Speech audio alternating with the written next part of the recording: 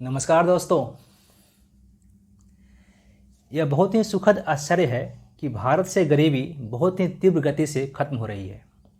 यह मैं नहीं कह रहा हूँ, बल्कि हाल ही में भारत के संदर्भ में गरीबी पर आई 2 रिपोर्ट्स बता रही है।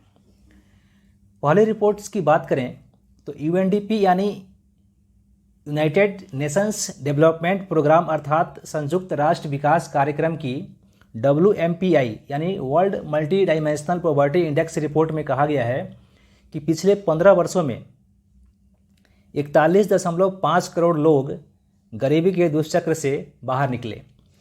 तो दूसरी रिपोर्ट नीति आयोग यानी national institute for transforming India की राष्ट्रीय बहुआयामी गरीबी सूचकांक एक प्रगति संबंधी समीक्षा 2023 की रिपोर्ट में कहा गया है कि वर्ष 2015-16 से 2019-21 की अवधि के दौरान रिकॉर्ड 13.5 करोड़ लोग भारत में बहुआयामी गरीबी से मुक्त हुए।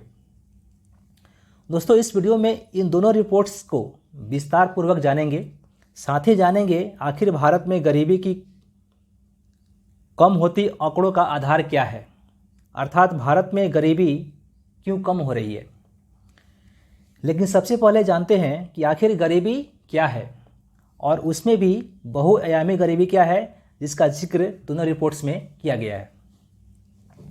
सामान्य अर्थों में बुनियादी वस्तुओं एवं सेवाओं का उपलब्ध न हो पाना ही गरीबी है।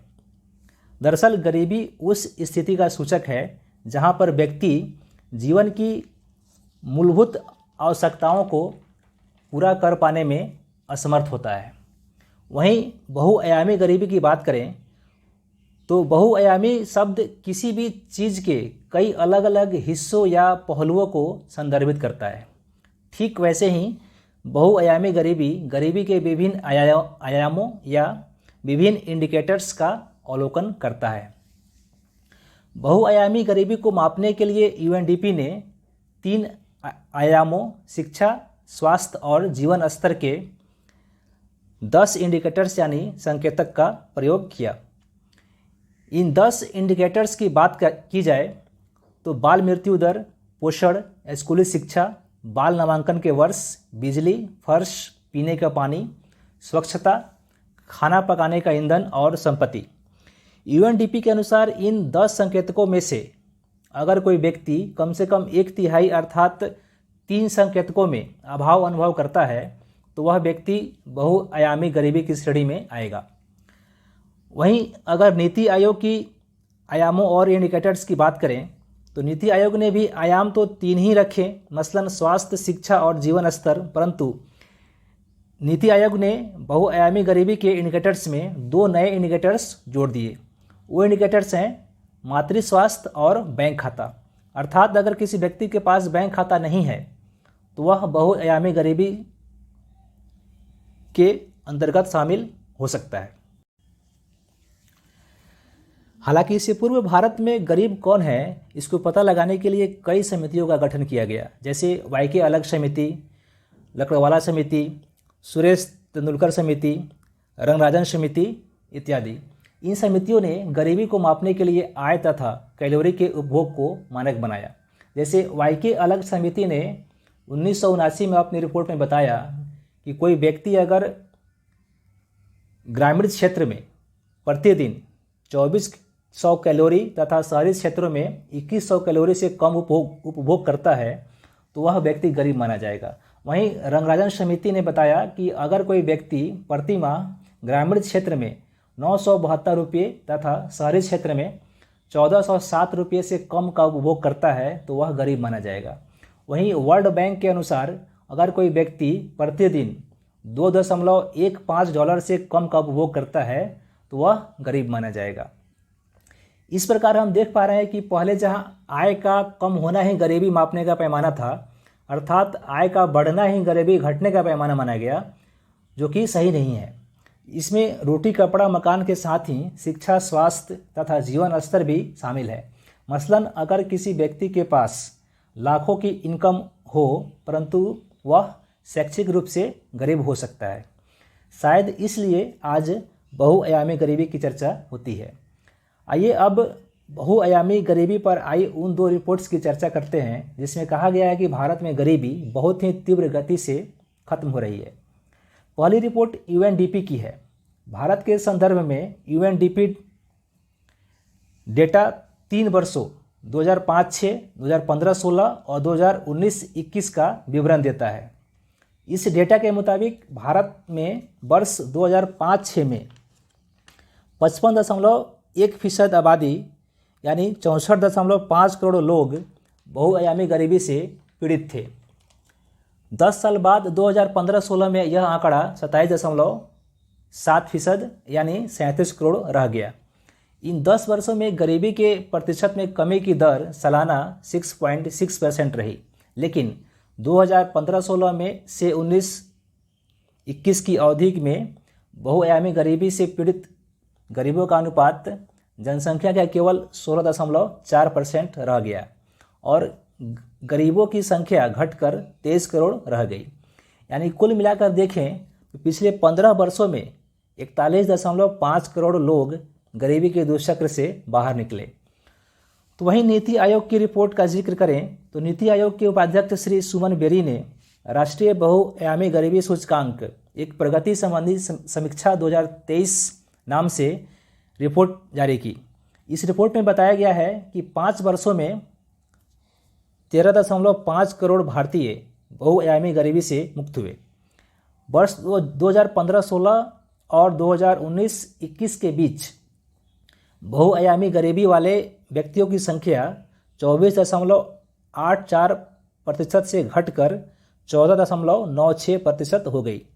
ग्रामीण क्षेत्रों में गरीबी तीव्रतम गति से 32.59% से गिरकर 19.28% हो गई। रिपोर्ट्स में बताया गया है कि गरीबी के आंकड़ों में सबसे अधिक उत्तर प्रदेश में गिरावट दर्ज की गई। बिहार में पूर्ण रूप से MPI यानी मल्टी डायमेंशनल पॉवर्टी इंडेक्स मूल्य में सबसे तेज गिरावट देखी गई, जो वर्ष 2019-21 में बहुआयामी गरीबी 51.89% से घटकर 33.76% हो गई। इसके बाद MP एवं UP का स्थान आता है। नीति आयोग की रिपोर्ट के अनुसार 13.5 करोड़ राष्ट्रीय स्तर पर गरीब कम हुए, तो अकेले बिहार में 2.25 करोड़ लोग गरीबी के दुष्चक्र से बाहर निकले। हालांकि अभी भी बिहार भारत में सबसे गरीब राज्य है। बता दें कि नीति आयोग ने अपने रिपोर्ट्स तैयार करने के लिए NFHS 5 यानी नेशनल फैमिली हेल्थ सर्वे 5 के डेटा का प्रयोग किया है। दोनों रिपोर्ट से पता चलता है कि भारत में पिछले कुछ दशकों में उल्लेखनीय रूप से गरीबी खत्म हो रही है। सवाल है कि कैसे हम कह सकते हैं कि भारत में गरीबी खत्म हो रही है। दरअसल इसके आयामों के इंडिकेटर्स का जिक्र करें तो आज भारत में बाल मृत्यु दर घटकर 1.5% रह गई है, जो 2015-16 में 2.2% थी। पोषण और कुपोषित बच्चों के प्रतिशत में काफ़ी सुधार हुआ है, जो कि 2005-6 में 44.3% से घटकर 2015-16 में 21.1% और 2019-21 में केवल 11.8% रह गया है।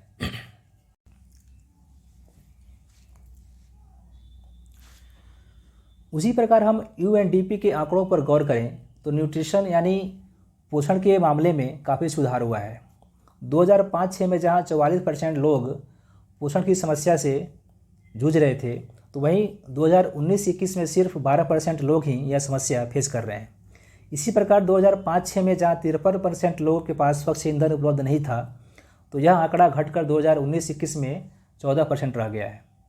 वैसे ही 2005-6 में जहां 16% लोगों तक पीने का स्वच्छ पानी उपलब्ध नहीं था, तो 2019 से 21 में यह आंकड़ा घटकर सिर्फ 3% रह गया है। गरीबी खत्म करने में पिछली और वर्तमान सरकारों के गंभीर प्रयासों और गरीबी उन्मूलन के लिए लाए गए विभिन्न स्कीम्स का महत्वपूर्ण योगदान है। कुछ स्कीम्स की बात करें तो मनरेगा, आंगनवाड़ी, मिड डे मील योजना, उज्ज्वला योजना, जनधन योजना, प्रधानमंत्री आवास योजना, किसान सम्मान योजना महत्वपूर्ण है। यह हम सब भारतीयों के लिए एक हर्ष का विषय है कि भारत में गरीबी उन्मूलन की दिशा में उल्लेखनीय प्रगति हुई है, लेकिन आज़ादी के 76 सालों में अभी भी देश से पूर्ण गरीबी खत्म नहीं हो सकी है। आज भी करीब 22% लोग भारत में गरीब हैं, जो कि सरकार के लिए चुनौती बनी हुई है। दोस्तों, ये वीडियो आपको कैसी लगी कमेंट बॉक्स में बताइएगा। उम्मीद करता हूँ आपको ये वीडियो अच्छी लगी हो।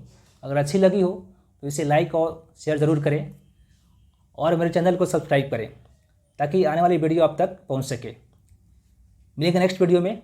नमस्कार।